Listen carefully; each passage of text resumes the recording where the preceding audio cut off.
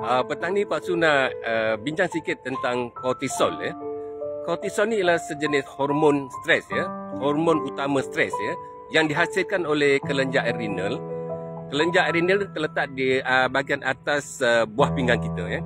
So apabila kelenjar adrenal mendapat signal daripada otak ya, ketika kita mengalami stres ya, maka kelenjar adrenal akan mengeluarkan hormon kortisol.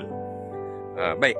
Jadi apabila kita mengalami stres pada tahap yang tinggi dan berpanjangan, maka hormon kortisol ni akan bertambah banyak dihasilkan oleh kelenjar adrenal. Baik, apakah kesan negatif hormon kortisol ni terhadap kesihatan kita ya? Ini yang kita nak kena tahulah ya.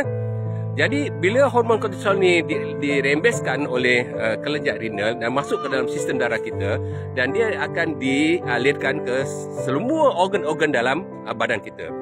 Dan antara kesan negatif dari segi kesihatan ialah satu, lebihan hormon kortisol ini ya, menyebabkan kita boleh bertambah berat badan, weight gain, bertambah berat badan, dan akan menambahkan lemak terutama di bahagian perut kita ya, di bahagian tengkuk ni dan juga bahagian muka. Itu dapat moon face tu ya, lemak semakin bertambah. Itu satu. Yang kedua, kortisol juga akan menyebabkan tekanan darah tinggi ya, high blood pressure ya.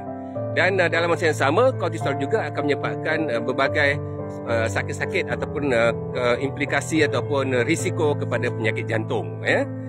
Dan yang ketiga seterusnya, kortisol juga boleh ya menyebabkan meningkatnya risiko penyakit diabetik atau kencing manis ya. Kerana dia ada mendatangkan resisten ya kepada pengeluaran insulin, maka glukos akan bertambah dalam darah dan ini akan meningkatkan risiko penyakit diabetik ya. Kortisol juga akan menyebabkan kulit menjadi nipis dan kita akan terdedah kepada penyakit kulit, misalnya eczema, gatal-gatal dan sebagainya. Sebab tu kadang-kadang bila kita ada sakit kulit ni, jumpa doktor, doktor akan tanya, anda stres ke tidak? Dia kata, ya, kalau kita stres maknanya kita akan sering mengalami penyakit-penyakit kulit ya.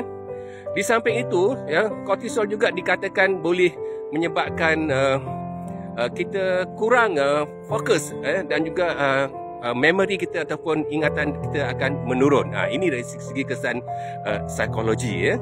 Jadi oleh sebab itu orang-orang yang mengalami berbagai-bagai jenis penyakit ni atau risiko penyakit ni tak perasan ya. Kadang-kadang kita kata penyakit disebabkan oleh makanan dan macam-macam lah, itu memang betul.